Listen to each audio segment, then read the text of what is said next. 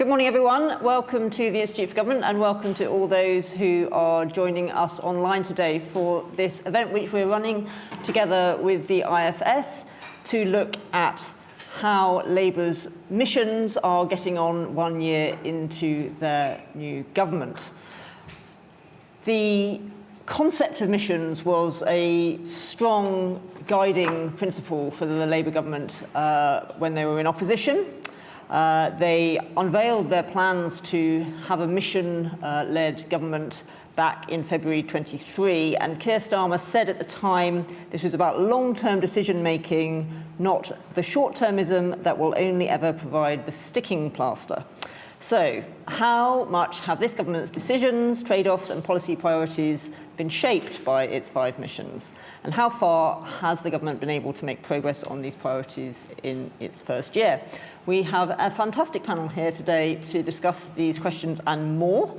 We'll be taking questions from the audience here in the room. And if you are watching on online, please use the Slido button to send us your questions, so they will come seamlessly onto this iPad in front of me, and I will start to weave those into our conversation. Our panel comprises, on my left, Stephen Bush, Associate Editor and columnist at the Financial Times. On my right, Helen Miller, Director of the Institute for Fiscal Studies. And on my far right, Gemma Tetlow, our Chief Economist here at the IFG. So we are going to kick off, and as I say, we will come to questions as we progress through. And really, Stephen, I wanted to start with you to give us the high-level picture. What would you pick out as this government's key achievements and key missteps in the year they've had in government so far? Well, I'll start with the difficult bit of that question first, which is the achievements end of the ledger. So the government has had some pretty big achievements in foreign policy. Not least, it's a co-achievement, but not least this morning, Donald Trump saying that he will provide further arms to Ukraine, which, a thing that lots of people in my profession, myself included, very much have started to do is go like, oh yeah, well, he's okay on the global stage, I guess, before moving on to the litany of domestic complaints. But actually, the global stage stuff is really important, so we should, before I go, I guess, we should mark that is a significant set of achievements. The other, I think, thing on the positive side of the ledger, in addition to planning reform, is the forgotten changes to Rachel Reeves' fiscal rules, which, I mean, ironically, because you talk to a Labour MP, you talk to a cabinet minister, and they believe that they have the world's most tight and rigid set of spending rules, but they've actually got considerably looser. The positive thing about that is that historically, governments of all shades, when the going has got tough, have cut infrastructure spending because it's politically easier. I think that the shift to a rule which means that you can't do that because it doesn't create money. The ridiculousness of all of our fiscal rules is, and we talk about creating headroom, but it's headroom against, debt. It's like saying I have headroom against the card that Barclays keeps extending the limit on when I forget to tell them not to. It's not really how it works. But those are positive changes. Obviously, the negative side of the ledger is quite a bit bigger, almost all of which I think actually can be traced back to decisions made at the same time as that decision in opposition to be a mission-led government, self-denying ordinances on tax, the fact that I think, without spiking the ball too early, I think right from the beginning those missions didn't seem to have any impact on the promises they made on tax and spending. They didn't really seem to winnow down what they were willing to defend and retreat from in opposition, and they haven't had a particular impact in government either. Well, we can finish the event there then. Gemma, just going back to that quote I used at the start from Keir Starmer about long-termism, would you say that this government there is only evidence that they are taking a longer-term approach? I think in lots of ways, yes, I think there is. And in some ways, they're choices that are not necessarily generating short-term political wins for this government. So as Stephen said, part of their fiscal rules change was to separate out borrowing that can be done for day-to-day spending and borrowing that can be done for investment, ring-fencing the latter, and that does mean that capital budget has been more protected than it has been in the past when governments have needed to find cuts. So we've got more capital spending, which is a long-term decision. It's fixing some of the problems in public services and lack of infrastructure in the UK, which will pay off in the long term, not in this Parliament. Going alongside that, there's a 10-year infrastructure strategy, which also gives a much clearer sense of what do we need and how are we going to deliver that. We've now got a 10-year NHS plan, which perhaps isn't as strong as it could have been, but it is an attempt to think about that longer-term picture.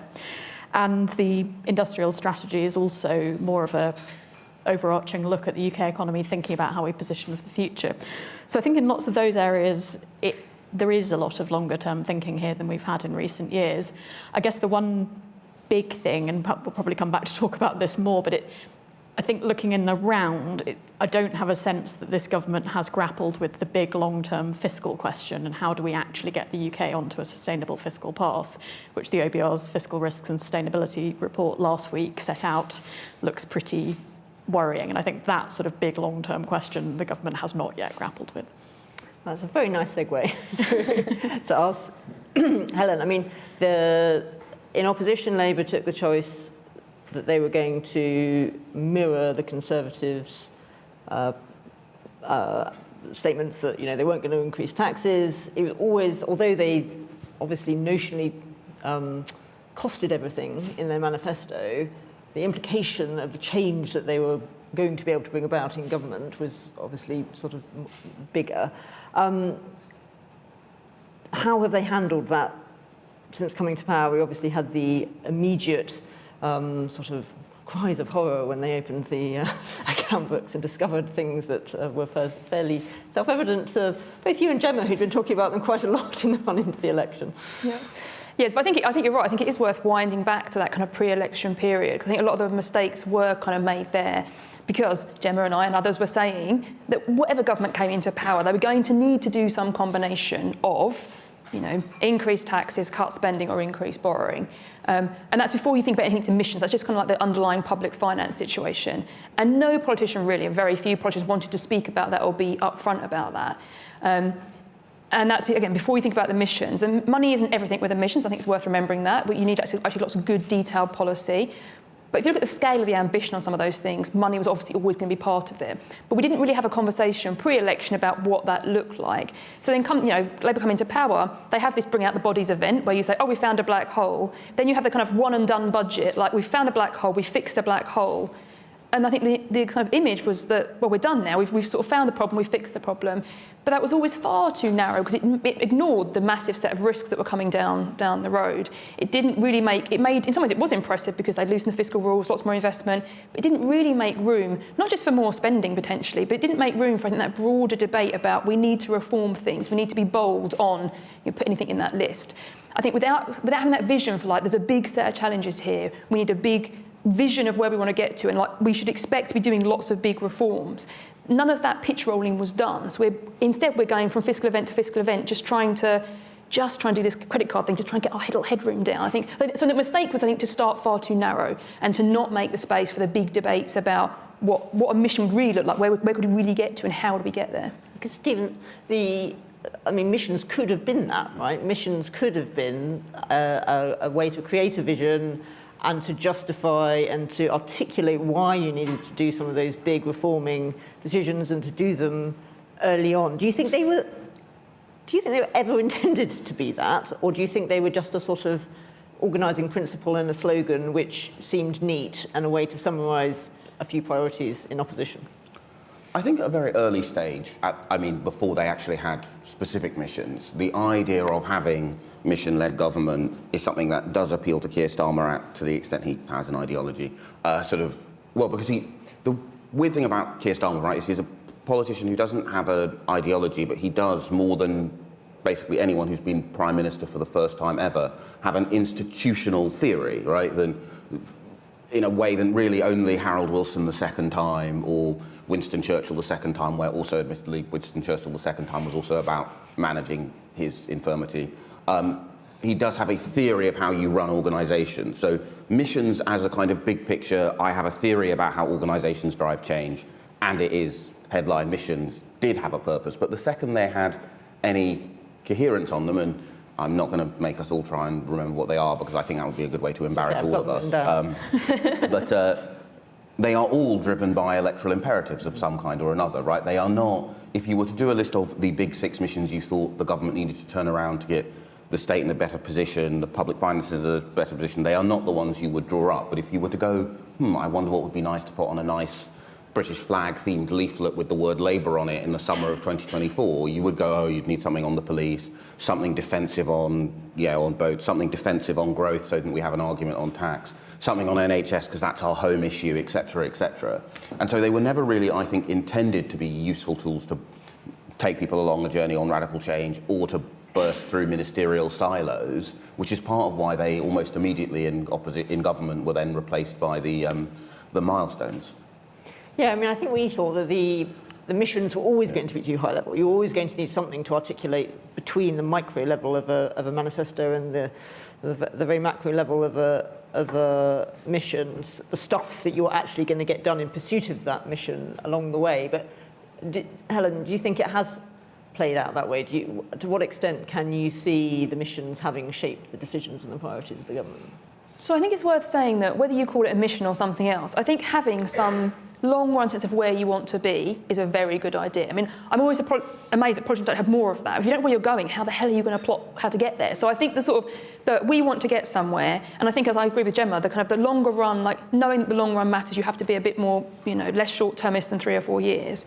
I think that's a good idea in principle, and I agree with Gemma. I think you do see bits of that in some bits of policy, like the big increase in investment, the longer run plan, the infrastructure plan. I think you see glimpses of that in places. Maybe we'll come back to what they spent the money on in the spending review. Some of the big increases in investment on, net zero, you sort of see it a bit there.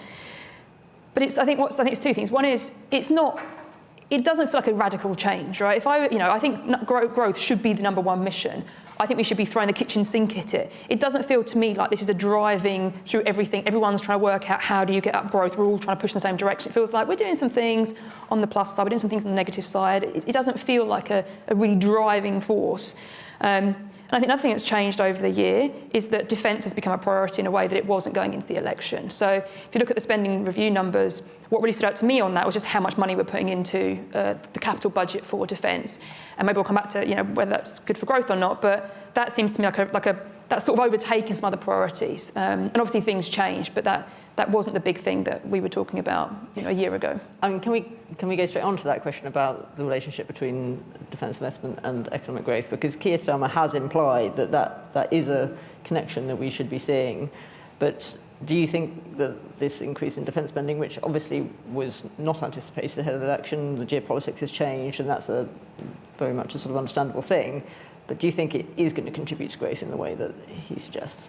So I think that some part of that spending could contribute to growth. If you're thinking about, I guess the best case scenario is that you put some more money into new military-related technology, so you do some R&D and that has some positive benefits, and maybe the world's going to be doing more defence and you design some things that you can sell to the rest of the world, there could be some growth there. Simply buying, more ammunition is not going to be pro-growth. That's just parking your money in bullets.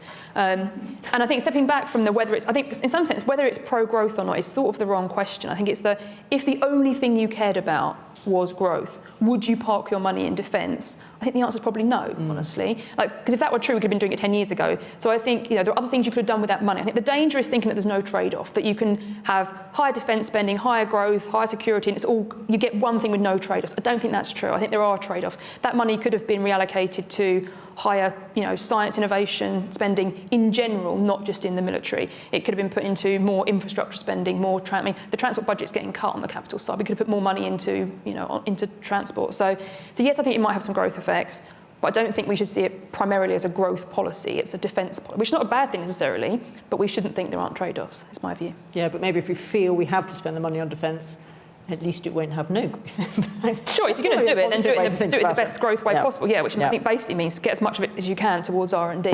Would be one way to do that. Sorry. Gemma, Helen started there talking about the way in which the spending review, how we should interpret the spending review for what it means we should take away from it for what we should understand to be the government's priorities. Have you got any other thoughts on that? It was definitely noticeable in the spending review speech that instead of the 5 missions, Rachel Reeves talked about health, security and growth. So a lot of the existing 5 missions got bundled together in that security bucket in the middle. And I think probably the 2 missions that we've heard least about over the course of the year are the opportunities and safer streets missions. it's not to say they were completely absent from the spending review. I think within the Home Office budget, there was an attempt to protect the police budget and to be more ambitious or heroic in cutting back on things like asylum spending. But there's definitely been a shift, and partly that's driven by the rising importance of defence. So money has inevitably had to go there, which might have gone to somewhere else. But I think we did see in the spending review some slight shifting of priorities. And some of that is still going to the mission, so that DESNE's budget for net zero did reasonably well, suggesting that net zero continues to be a priority for them. Within growth, I mean, looking at the capital budget allocations, it's sort of somewhat growth friendly. There's a reasonable amount went to the business and trade department, which was then followed up with the industrial strategy. So I think the spending review overall did suggest a slight shift in prioritisation away from the original 5 missions. Stephen, Helen said she thinks, the growth should be the overriding absolute focus of the government. Do you agree with that? But crucially, do you think that voters will see the logic of that? I mean, I agree. I don't think voters do see the logic of it in the abstract, but I don't think anyone in 1955, 1983, 87, 2001, or 2005, when I'm voting for the importance of growth. But if we actually think about why it is people went, oh, well, yeah, there is unemployment, or, oh, yeah, I am angry about the Iraq, or I do think ITV is too garish, or whatever. The reason why people were re-electing those governments in this was growth, right? And I think one of the problems the government has is that because there isn't by design, there is no big political project coming from the principal, all organisations are happiest when they can work to the boss, whether they're large or they're small. And when the boss doesn't set a direction, the direction then becomes, the polls and the voters. But because none of us go, yeah, I really love growth, we just love the fact that it happens, you do end up with this government chasing its own tail where growth is nominally one of its missions, provided that growth doesn't involve businesses doing anything unpopular, a relationship that's close enough to the EU that anyone who voted Labour or for Leave at any point in the last 20 years might get upset, or it might involve any more immigrants anywhere other than, city centres, and then you don't really have a commitment to growth. Mm. And just to go back to the defence point, what do you think the public think about defence spending?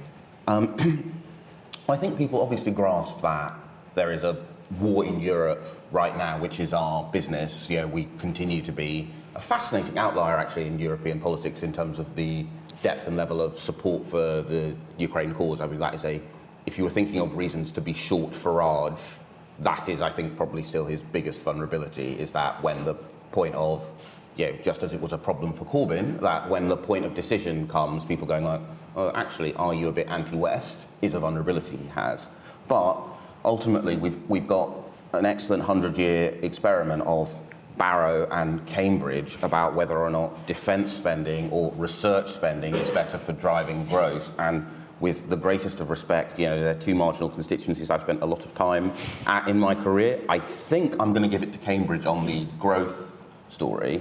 And I think one of the reasons why people are having a slightly allergic reaction to this government at the moment is I think the average person does grasp the idea that defence is part of the growth mission is a bit of a fairy story, and they grasp that actually the clean energy stuff is also a bit of those are both essential things, and if you don't do them, you will bear bigger costs later on, and the fiscal picture gets even worse, etc., etc. But the problem is that the Labour Party has a kind of now eat your green story about defence and clean energy spending, which is believed by no one but itself. And the fact it believes it means that it can avoid having the tough conversations with itself about what actually gets growth, because they clearly have at some level subscribed to the idea that what will get them out of those very sharp implied cuts in 27A is that defence spending will fix everything, which it obviously won't. Helen, do you think there are very obvious missed opportunities that either within the spending review or elsewhere the government has missed when it comes to boosting growth? Yeah, so I think one thing, I think they really have missed this opportunity to paint a picture of what we're talking about. I absolutely agree with Stephen. You don't go and tell the public we need growth. I mean, that's far too abstract. You can talk about needing better infrastructure, practical things like potholes, being able to get the train to work, being able to get your kids to school without them to sit in traffic for 45 minutes, being able to move. You can talk about things that are living standards, wages, very tangible, people really care about that stuff. I think you can talk about those things in a way that doesn't feel very abstract. I think they've missed that opportunity to say, here's the vision, here's the sunny uplands, what we're trying to achieve. On the spending review, obviously spending's not the only way the government can do growth, and in fact, we shouldn't think that it's just a spending problem. I mean, actually, spending means more taxes. There are two sides to that. But again, there are trade-offs. The government could have put less into defence and more into transport and general science. So that's a choice, but there are trade-offs there. It's not everything. The big thing for me that I think has been taken off the table is tax reform. And I think we were saying before the election that's a massive mistake, because even if you don't want to raise taxes, you could be a really, adamant again, you don't know what's going to come. Why take these amazing policy tools off the table before you know what's going to come? Also, even if you want to keep tax revenues the same or even lower, you can just list every tax, and there's a huge problem with every tax. And there's massive ways in which taxes are holding back growth. You should be reforming them. And so I think taking they raise something like, £1,100 billion through tax revenues. We could do that better. I think taking that off the table was a massive mistake. And it's going to make it hard in the budget, not just because of how do you get the money back into the tax locks, which I'm sort of getting a bit bored of, honestly, as a question. It's you've made it hard because there are all these things you could do that would have a really pro-growth, pro-reform, spending story that you've just cut off. I think that's been a big mistake. Why do you think the government hasn't done that? It's just too difficult? They want to focus on other policy priorities, or what's your take? Why they haven't done big tax reform? Yeah, I mean, they're clearly not the first government to not do big tax reform. That is why we are where we are. I think the big problems with tax reform are there are always going to be losers, and the losers tend to be more concentrated and the winners are quite diffuse. But actually, I think potentially that's where doing something bigger and more radical is sometimes easier than doing small things, because we've seen with this government doing small things that you do a tweak to agricultural property relief in inheritance tax, and it's very obvious who loses from that, and they come out and they campaign against it. And they drive their tractors through town. Yes. If you did something much more radical, I think Martin Sandby was suggesting today we merge income tax and national insurance together. So it is somewhat obvious that that's going to impose a higher tax rate on unearned income, but you'd have a lower tax rate on earned income, and you can tell a good story about why that is making the tax system simpler. It's improving incentives to work as opposed to generating income from investments. You could tell a bigger story around those kind of things. And if you package lots of things together, then you can end up with a situation where people are winning from one, losing from the other, not quite sure what's happening around the margins.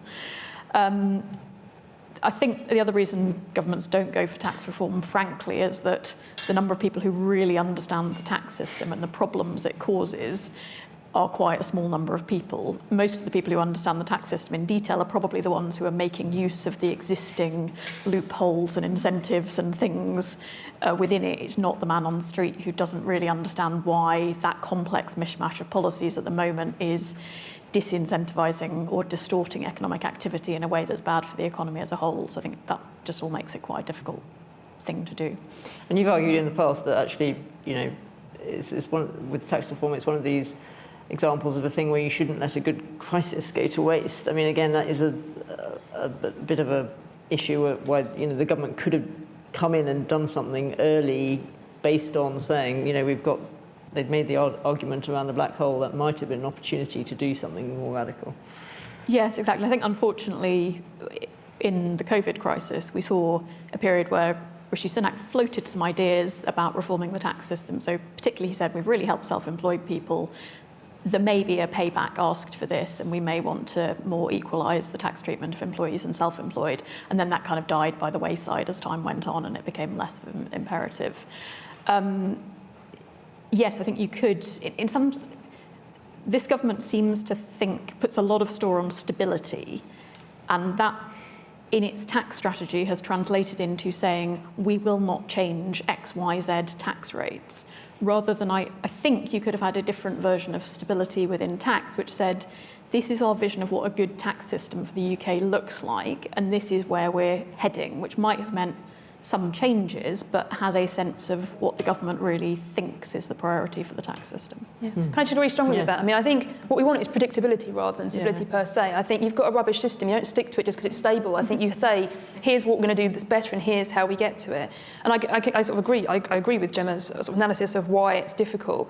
But I don't think people are stupid. I think you can explain things to them about why certain, like, people, like stamp duty is a good example. People know that stamp duty is a bad tax. Like, I think you can explain things in a way that people understand, and you can also tell them about what would be better about the new system, not just like the winners and losers, but like what would be better in the broader economic environment. So I think we shouldn't be sort of fatalistic about, oh, it's hard, so we can't do it. I mean, we put a man on the moon, we could reform our tax system, right? So I think we should really think big. It's also worth saying that if you can't make it better, you can at least not make it worse.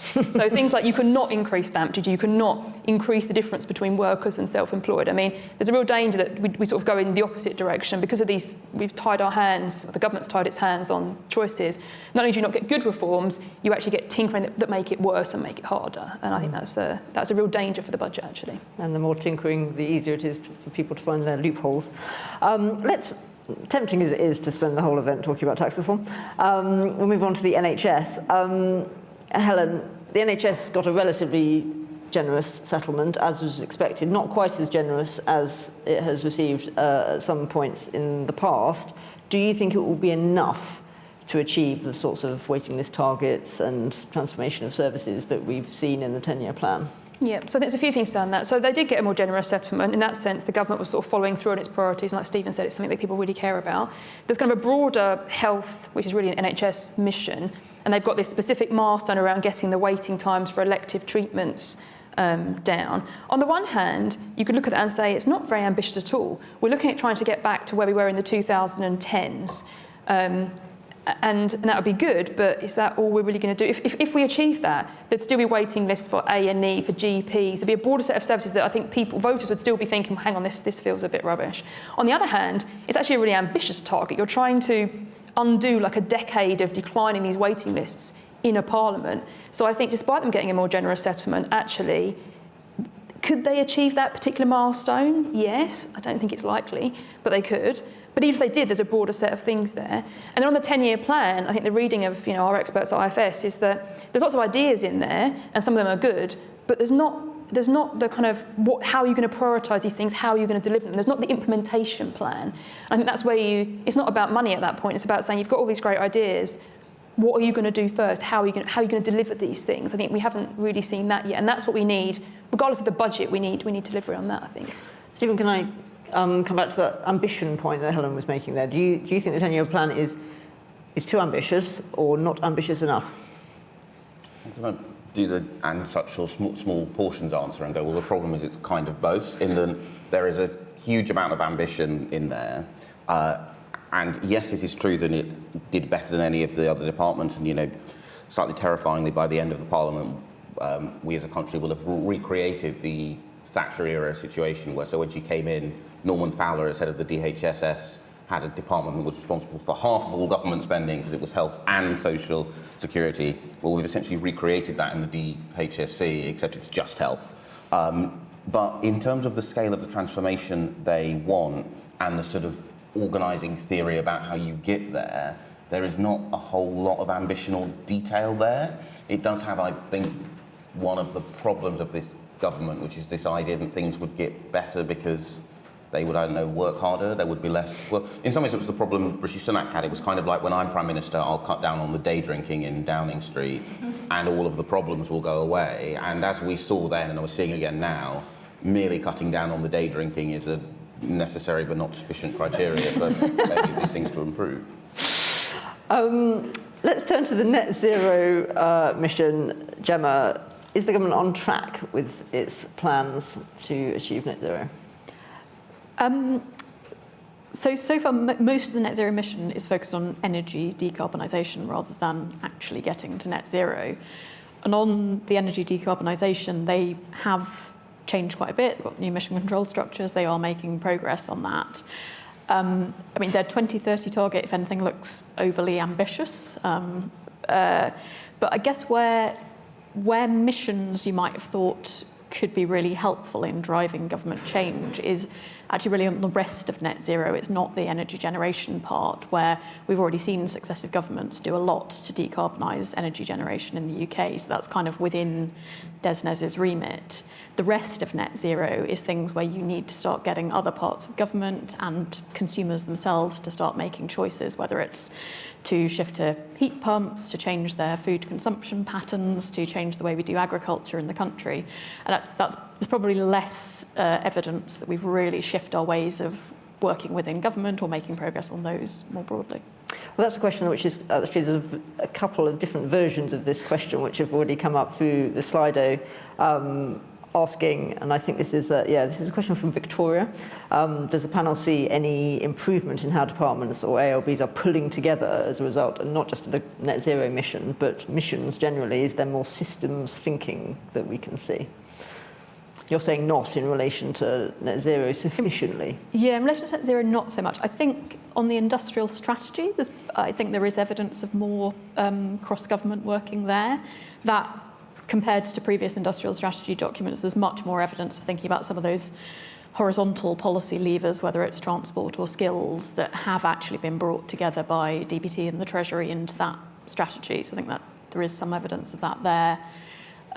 On the other hand, the spending review documents and announcements, probably there was a lot of ambition there to do the spending review differently, and for it to be mission driven, I think there's not a huge amount of evidence in that. It's still very much departmental budget allocations, and it's not clear where there are kind of shared objectives across departments, really how that's going to play out. We're still waiting for the performance management framework that goes around that to really understand how much they're working together. Can I also give you my favourite example of the lack of joined-up thinking? And it's a tough contest, but so on the net zero in particular. So government has this ambition to get to net zero and to move away from internal combustion cars to electric cars.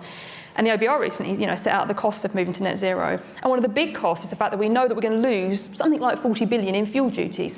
We have been saying that for literally my entire career, which is like, the best part of 2 decades now. This is not an unknown risk. This is a very known. It's coming down the track. It's been coming down the track a long time. And where is the plan that says, well, this part of government says we're going to move away from this. It's going to crash this tax source. I think it should be embarrassing for this or any politician or any government to not have the answer to, what are you going to do? And the sooner you start, there are lots of options there. You could start taxing electric vehicles. You could start, doing road pricing, because even if we have no, pollution coming out of tailpipes, there's congestion related to driving. But doing that now in a small way and scale, much easier. No, not a plan at all. Just not. No one even thinks it needs to have a plan. It's just remarkable. Another example of short-termism. Although there is one example where you could in theory go, oh, this is the mission doing its work, which is the child opportunity mission, where I suspect, though, that is more to do with the political imperatives around welfare spending, meaning that there's a lot of kind of magical thinking around going, is there some way we can reduce child poverty through the education budget, which kind of does produce joined-up thinking, but not, I think, in a very policy-optimal way, because we're now getting closer and closer as a country to spending the amount of money it would have cost to just lift the 2-child limit, which causes a lot of child poverty, and at the expense of creating a lot of universal obligations around breakfast clubs and best start centres of the kind which successive chancellors have found very hard to get off once they've got on them, even though the policy impact of things like, but I know I'm sounding like the Grinch who wants to take away free breakfast, which is in of itself the problem, right? Which is that you do a thing which is, high popularity, fairly low impact in terms of what it does on poverty, and because it superficially costs less to move it from one department's budget to another. I think that's really the only area where you can really see the mission boards leading to the departments working together, but that, to be honest, probably is just as simple as the close political and personal relationship between the respective secretaries of state. And can I take you back, Stephen, to the net zero question? Nigel Farage and Reform have been making a lot of sort of noise about getting rid of net zero targets, and this government does seem to be quite worried about Reform. Do you think that might end up meaning that this government starts to water down its net zero ambition? No, I mean, partly because the relationship between Keir Starmer and Ed Miliband, which is a central and underrated thing about the importance of the government structures, right? Why was DEC effective in the period of coalition government? Well, it was because it was really important to the Liberal Democrats. Why was DEC effective under the last Labour government because of the close political relationship with Gordon Brown and Ed Miliband. I don't think that is going to change anytime soon, not least because as panicked as people in Downing Street often are about reform voters, there is going to be a large and painful wake-up call about this group of voters. I think they're called people of working age. We shouldn't forget, actually, at the last election, the Labour Party was ahead among everyone who earned a minimum wage and people who earned 150k, because it really, they actually had achieved their dream of being the party of all working people. They're just in denial about it, and also as the working age population has shrunk, it's less and less of an achievement. But there is going to be quite a painful wake-up call electorally about the fact there are costs on the other side of the ledger in May 26, when a bunch of Labour councillors lose their seats in London and Manchester. So now I don't think that there's going to be a retreat on the net zero stuff. You wrote a very good column about that I think this week. Helen, going back to opportunities, what has the government said it's going to do in this space? What is the progress we ought to be identifying, and is it really going to shift the dial, do you think? Yeah, well, in principle, there's quite a lot going on here. So they have the kind of 4 pillars of this mission. So it spans everything from wanting to increase development in the early years, wanting to increase both attainment and well-being for children in school, wanting to do more about further education, move out of school, and sort of wrapping around that all the kind of like what they're calling family security, all the kind of like other circumstances in young people's lives. So it's kind of a big sprawling mission in some sense, and it's good that you're thinking about all those things in a connected way because people move through this system, but it also means that there's potentially quite a lot to do. Earlier this month we had the best start in life strategy, and this is one where I think actually relates to what Stephen was saying. If you look at what's in there are some bits in there, but actually the kind of single biggest thing there is a commitment to the previous government's policy of childcare. So it was like 500 million new spending for new stuff on early years. But actually there's 5 billion, so 10 times more, going on to childcare. And actually that's one where maybe the growth mission is dominating, because I think that's more of a pro-growth, get parents into work kind of policy than it is increase the development of young children. So there is some more stuff going on there. One of the things they're doing there is putting money into these kind of family hubs. So the idea of an early integrated service for in the kind of pre-5s, and there's some good evidence about that based on the kind of what we used to have in Sure Start. But again, we're thinking about the scale of what they're doing now. I think it's something like the total amount of funding on these kind of early years family hub support is still only a third of what kind of Sure Start was getting at its peak. And Sure Start was trying to do kids up to 4, and Family Hub's doing up to 19. So I think there is an evidence-based approach here. The government, and I've tested a lot of the evidence on Sure Start. There's the kind of the integration of things is good. They're following that model. But this is not a reintroduction of Sure Start. We're a long way from something that looks like that. And look, and the rest of it, I think we have to see what comes next. I think there are some thorny issues coming down the road. Things about universities and further education, but also I think the one that's going to be the big political kind of headache for Labour at some point is the special educational needs and disabilities, where lots of children are in that situation. It's costing quite a lot of money. Nobody's happy with that situation. It's including parents, teachers, and everybody else.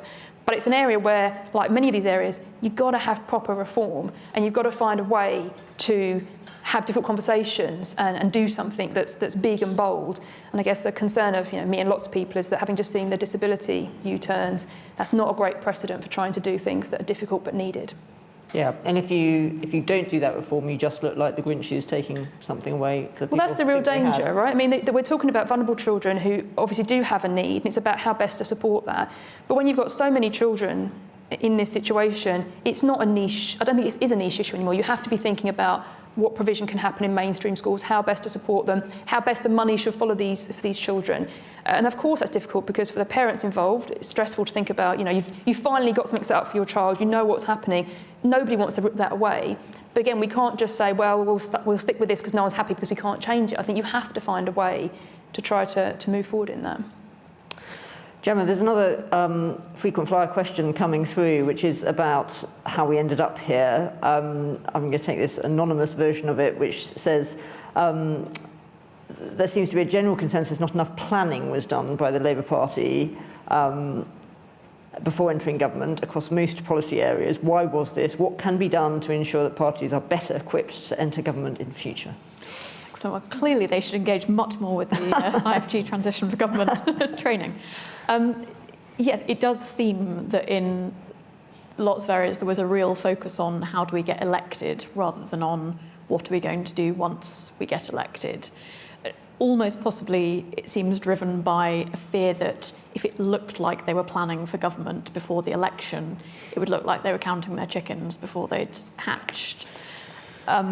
Which, particularly given the context of the last election, where it really was very clear that they were ahead in the polls and there was a really reasonable chance that they were going to be elected, that was definitely problematic not to have planned more carefully for thinking about what do we do next.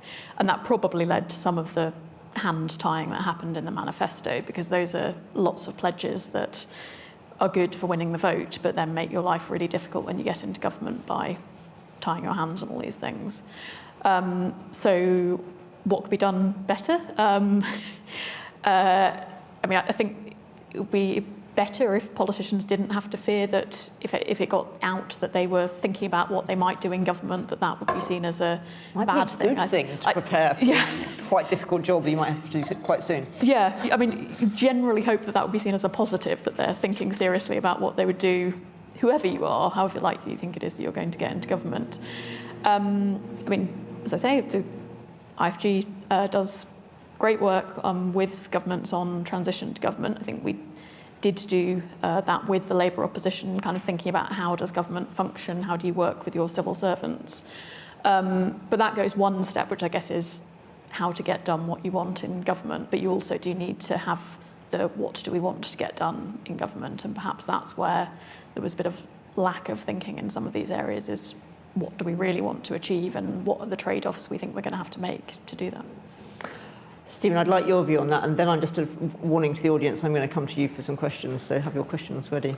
So I think it is partly just particularly this generation of people at the top of the Labour Party are people who had a front row seat in from their perspective, shock defeat of 2015, and a activists row seat for their perspective, the shock defeat of 1992, which is why there was this kind of sort of hyper caution about winning. And like, genuinely, loads of people in the Labour Party, at the top of the Labour Party, only believed they were going to win when the exit poll came out.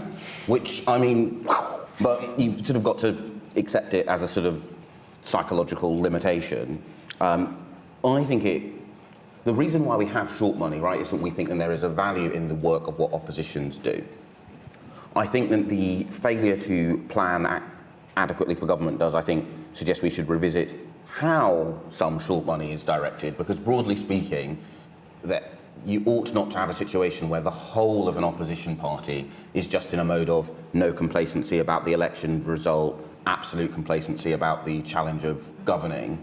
And at any given point, you would hope that some of the people employed by short money were focusing on the governing bit a bit more. So I think, we talk a lot rightly about the fact that we don't have very many special advisors compared to our other peers in parliamentary democracies, much smaller than, say, in Canada or Australia. But we probably also should think a bit more about the fact that, the office of the Leader of the Opposition is teeny tiny, and that does incentivise the kind of, intense levels of thought. I mean, they definitely, for example, did not need to make the promise on VAT. That was not.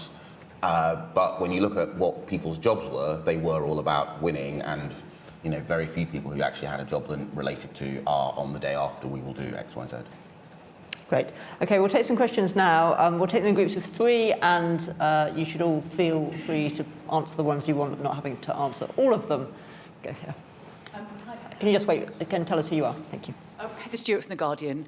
I was just wondering what you think about the role of the Treasury and the kind of structure of the OBR forecast and the calendar and the way that works. What impact does that have on a government's ability to work in a sort of mission-led way? Because as you say, the spending review was very much a kind of classic spending review where the Treasury was going around banging heads together and, departments were holding out to the last minute, and that wasn't really giving the impression of a mission-led government. I wonder what you think, what role you think that has.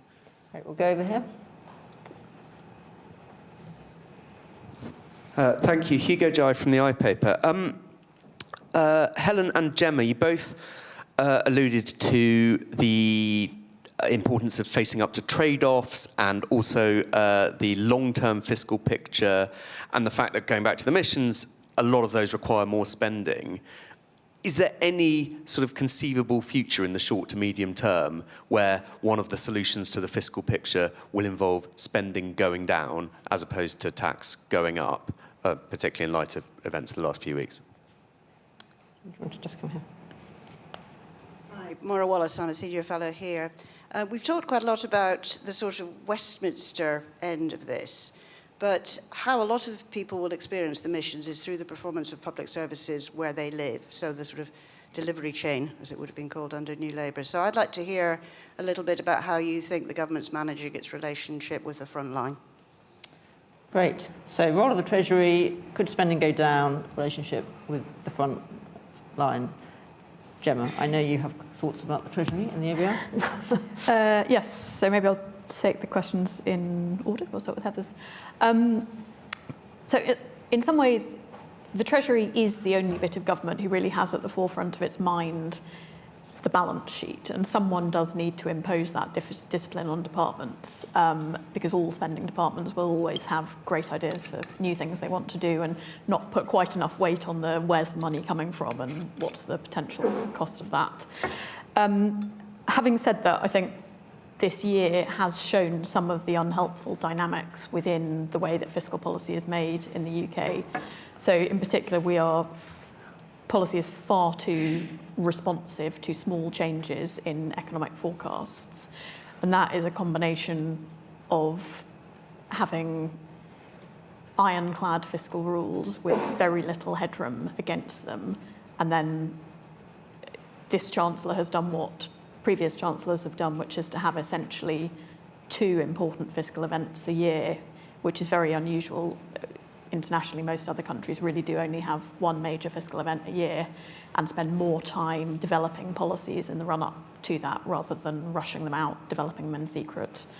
So I think the question then is, how do we get out of this cycle? There were some changes adopted in the autumn that should help, but unfortunately they haven't come in yet. So in a couple of years' time, it will be the case that Rachel Reeves will be targeting current budget balance with a plus and minus 0.5% of GDP margin.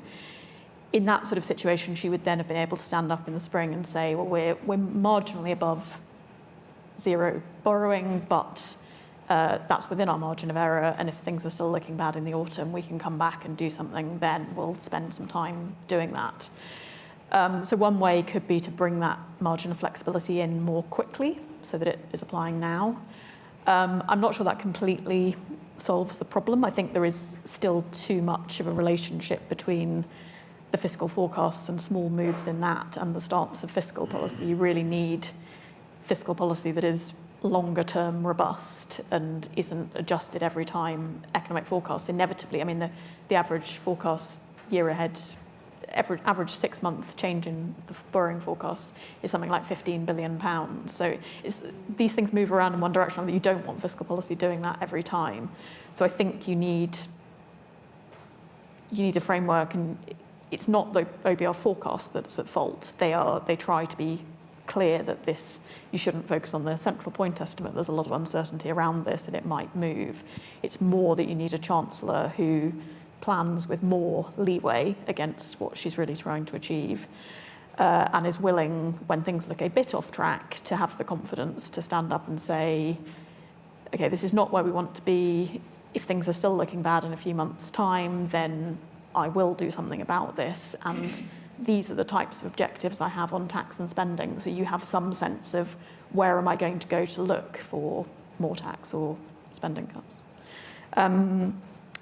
Hugo, is there a world in which spending could be lower? I mean, in some ways, I think the revealed preference of recent governments in response to public opinion is that there are not significant areas of public spending that any of the main political parties are willing to stand up and say, actually, we think we shouldn't do this anymore. That obviously is a potential route, and in fact, I think that's the only potential route to a lower level of public spending in the UK, is to actually, you're not going to get there by making efficiency savings in the things that we do and hoping you can offer exactly the same just for a bit less money. But you could stand up as a political party and say, well, actually, we think the state should not offer this thing anymore, and try and make a pitch on that. So I agree with what Gemma said, so I won't repeat it. I mean, I think I may add two things. So on the OBR point, I think there's a bit of a narrative recently, at least in some quarters, that the OBR is sort of the problem. I really don't think the OBR is the problem. I think the OBR has set up with a task. I think it adds to transparency. It allows all of us to go and see the forecast in really lots of detail. And the problems we're seeing around the obsession with headroom, I completely agree, we're in a bad equilibrium with that. That's political choices. That was the Chancellor choosing her fiscal rules, choosing to give herself no wiggle room, despite the fact that Gemma said we know that forecasts move around. So I think there's a political issue there and a choices. It's not about the OBR. And on the spending going down, I mean, there's no law of nature that says that we have to have a higher taxes and a bigger state. I think it's always worth remembering that. But like Gemma said, revealed preference suggests that governments don't want to cut them, but they could cut things. So to give you an example, we just talked about, there's now $5 billion spent on childcare. That's a recently increased policy. We didn't have to do that. That was a choice. We could choose not to do it. And I think we think further ahead. I mean, the OBR's got some very scary charts where, debt just goes off into the stratosphere. In some sense, we're going to have to do something about that. And things like the triple lock as an example. Do we actually really want to just keep ratcheting state pensions up, or do we want to do something different? So I think even before you get to the do you want to cut things today, we should be saying in the future, what should the state be doing? What level of provision should be providing? And how do we prepare now so that we're on that path? We don't suddenly think, oh my God, suddenly something's exploded and we can't now cut it back. So I think almost definitionally it has to be part of the debate about the size of the state and the role of the state. And we shouldn't just be complacent and say it's ever upwards. Anything on frontline? Or should I leave that on Stephen? Yeah, I don't know. I think it makes mine maybe more for IFG than for me or for Stephen. Well, part of the problem is that, as people will probably be aware from reading the papers, the Downing Street policy side of the team is currently underway. They've had exits but not entrances, which means that the delivery focus is not what you would ideally hope that it would be. And at the moment, the kind of finger pointing of who is to blame for, who's getting thrown out of the hot air balloon next is adding to that. So you would hope that a thing that whatever decisions Keir Starmer decides to make in the wake of the difficulties they've had over welfare will lead to a Downing Street that is better engaged with the front line. A consequence of the fact he's had to spend so much time abroad is his preferred management style at the CPS was to go out to the front line and see it and come back, which is a thing he wanted to do as Prime Minister, which he hasn't really been able to do. So the relationship with the front line is not what it needs to be. I think on the HMT point, which comes back to the problem, I think, is not really the Treasury. It's that if you have a Prime Minister where there's no project, the Treasury will do one of the other things it's structurally incentivised to do, which is preserve optionality. How do you preserve optionality? Well, you preserve it by not spending money in the future because you might have a political project later on that you need. I slightly do disagree on the OBR point. I think that it's obviously good that we have moved away from the era where the Chancellor at the 11th hour can go, oh, this departmental minister's bugging me. The growth figures will be revised upwards. But it has, I think, abstracted away some quite important ideological questions about what the state does and what you think the effect of it would be. To take a right-wing and a left-wing example, I think that the Treasury and the OBR are wrong about the impact of the 60p rate from 100k to 120. And I think if we got rid of it, I think we would be surprised at the number of people who are making choices to reduce their income at that, which is, broadly speaking, what Lawson thought. Actually, it turns out Lawson and the Treasury were both wrong in the 80s, and they hugely underestimated the amount of extra demand they produced. The OBR was wrong about the impact of the NICS cut for employers when Osborne did it, and they were wrong about the impact when the government introduced it. In both cases, they underestimated the positive effect the first time and the negative effect the second time. The OBR has consistently been wrong about things which would reduce welfare spending, and we, to be honest, don't really know why it is welfare spending went up in this country after 2019. It's clearly not the pandemic. Whenever someone says so, I start to grind my teeth. It's like, the key is the word pan. Everyone else in the world had it. And I think there is a problem that in most countries, the OBR's job is to help Parliament scrutinise what the executive is doing, rather than the OBR being this thing that the government kind of uses but doesn't really help MPs go, hang on, this is based on funny money. So I think it's something that is worth looking at, but obviously in the wake of what happened with Liz Truss, I don't think any government's going to do that for some time. Gemma? So I think, Stephen, you're right to say that the judgments that the OBR makes about how some of these policies affect essentially the supply side of the economy is really important. But actually, the OBR is so much more transparent about that than the Treasury ever was. So I think the OBR could go further, but they have started to make moves. And so I think the kind of where I would push is asking the OBR to publish even more of its own, publish its assessment of what underpinned its judgment about the increase in NICs in the autumn, what was the evidence base for that, and then allow academics and researchers outside government to look at that and say, well, actually, I think you're missing this bit of evidence, or now that we're seeing the results coming out, it should be something. And so the OBR could then be more transparent with the next forecast in saying, we had made this assumption last autumn, actually now we're seeing the evidence, we're updating it, and this is what. So I think I would almost like strengthen the OBR in that direction rather than suggesting it's a reason to row back. Okay, let's have another round of questions. Can we come down here? Alice Jeffreys, Head of Tax Policy at the CBI, so perhaps this won't be a surprise that I agree with you completely that tax reform is one of the things they should be focusing on, and the department that is probably the least connected into the rest of government is HMRC at the moment. And when it comes to the missions, that is a problem because you get things like, obvious things like, at the same time the industrial strategy has a requirement to reduce regulation by 25%, HMRC had a series of consultations open which add massively to admin burdens. But there are also less obvious things like the fact that childcare is so high in part because private nurseries pay business rates, which is supposed to be under reform, but there has been no concerted effort to introduce that reform and nothing looking at why nurseries, which compared to businesses with a similar size to turnover, tend to have bigger spaces because they're required to have a certain amount of space per child, pay bigger business rates. That's a comment. The question is really for Stephen, which is, the Chancellor's been softening people up to the idea that she might have to do some tax rises. Do you think we're at the point yet where she might be looking at breaking one of those manifesto promises? And if so, do you think the public are prepared for that? Or is there more work to be done there? Chris Smythe from The Times. Just to follow up the point about fiscal rules, there are clearly quite good arguments for designing and managing them in a different way. But given where we are politically with the pressure for higher spending and the nervousness of the gilts market, is now the wrong moment to do that through anything other than the chance of just giving herself a bigger cushion?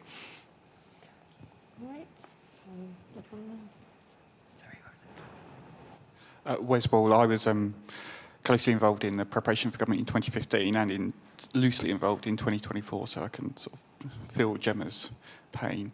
I think my question would be, given the experience of the 2019 Parliament and Rishi Sunak's inability to get things through his parliamentary party, and then this government's inability to get things through its own parliamentary party, both with significant majorities, are parliamentary parties currently unable to make the difficult choices they need to make to grapple with the problems that the British state faces, which are longer term and more enduring than just a bit of internal politics and political management? We'll have one tiny question here from Jill, which will be very brief. Very tiny. It's to Stephen. People have said go big on tax reform, but we have a Chancellor and a Prime Minister who aren't great at communications. So just a question to Stephen. If you were selling tax reform, who might be the person in the government who actually could make a case that might work for that? Great. So, Stephen on who can sell tax reform, Chris on the fiscal rules, question from a lady from the CBI about are we getting close to breaking the manifesto promises around taxes, and Wes's question around the state of parliamentary parties. Maybe do you want to take that one as well as the Jill question, Stephen? Right. So on taxes, no. I think that there's still, the denial is, it turns out, quite a long river, and there's I think at least one more fiscal event of maybe we can slice more salamis, maybe we can, I think they've accepted that they went too far on business taxes last time, but I think then, the fact that they haven't immediately killed the wealth tax stuff and haven't immediately gone, oh guys, we've done quite a, potentially we've done too much of that already, I think shows them it will be, more sort of, oh, maybe we can change that loophole, maybe we can squeeze that juice out of it. And I think the fact that they're not preparing the country at all for the idea that, maybe the people who benefited from the David Cameron era tax cuts, i.e. median earners, are the people who are going to have to put their hands in their pockets if they want either more state or indeed just to continue the level of state provision we have now with an ageing population. But no, unfortunately, that is not going to happen any time soon. On MPs and are they more rebellious? I think it's really hard to separate the the changes brought by social media and this belief that MPs have, not unreasonably, that they have to have individualised positions on things and they have to have messages to their own constituencies, and the fact that everyone in the 2024 intake is haunted by the fact that they are the landslide class, but they are also this class of people where, John Ashworth is not there, there are 5 independents in, well, I don't think very many people expected they would hold win Islington North, but there are 4 independents in places where they very much weren't expecting them to be. Thangham lost to the Greens, so people have this continual sense of pressure. But equally, what unites both the 2019 and the 2024 winning parties is that everyone on this panel said last summer and in the winter of 2019, hang on, something has to give here. These sums don't add up, and you're going to find that quite painful in government. And, it doesn't help that, really obviously, lots of people in Downing Street and the Treasury treat MPs like they're shit on their shoe. So it's kind of hard to isolate, would this be better if Keir Starmer reliably knew the names of all 411 Labour MPs? I mean, I'm sure it wouldn't hurt. I think also Labour MPs did vote for some quite difficult things in the first year of the Parliament. I think part of the problem is precisely, as you were saying earlier, about this lack of candour about the radical choice. I think as MPs have started to realise, oh, wait a second, is Plan A just for every budget to be a Station of the Cross and then we die? They've become more rebellious, right? Because they don't believe in the resurrection and the life to come, unfortunately.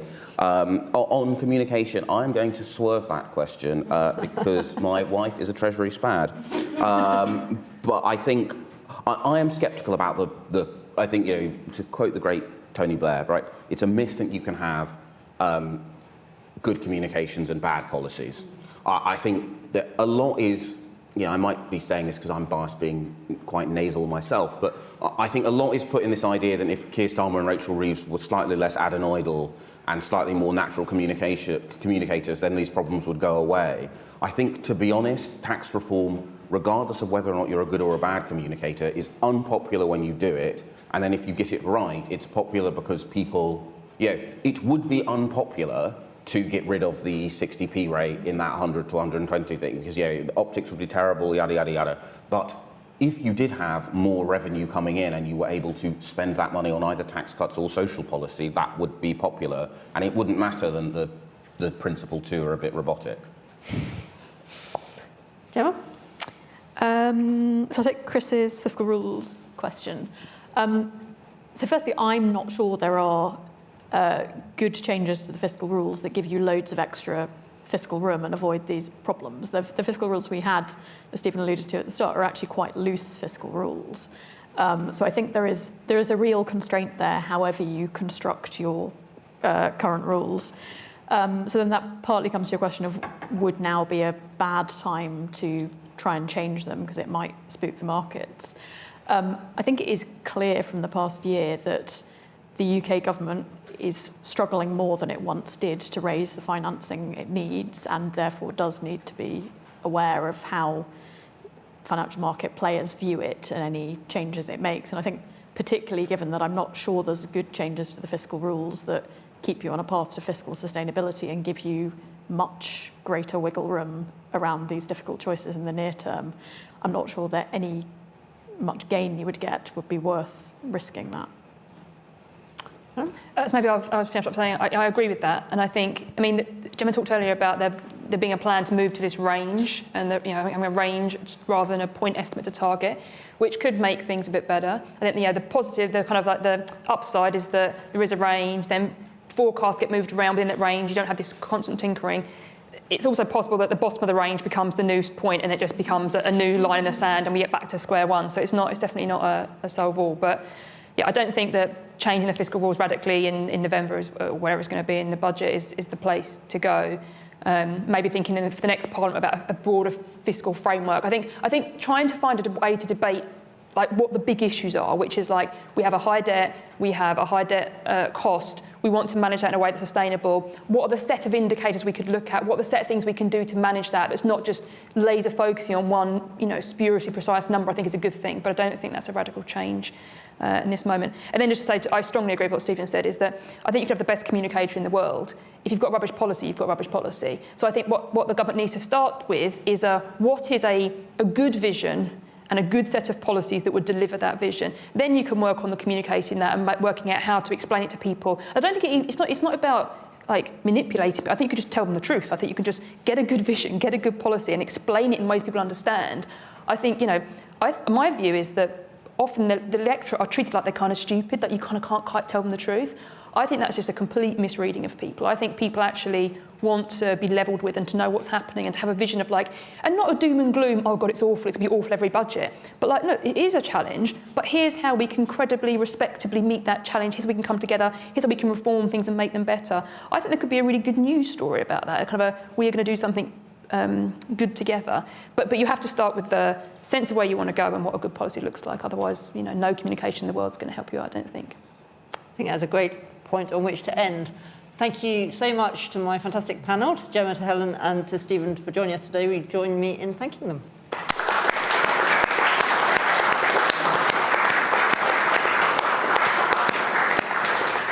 And the recording of this event will be available very shortly on our website and on SoundCloud and everywhere you can think of. So if you'd like to watch it back, please feel free to do so or recommend it to your friends. Thank you all for joining us. Thank you.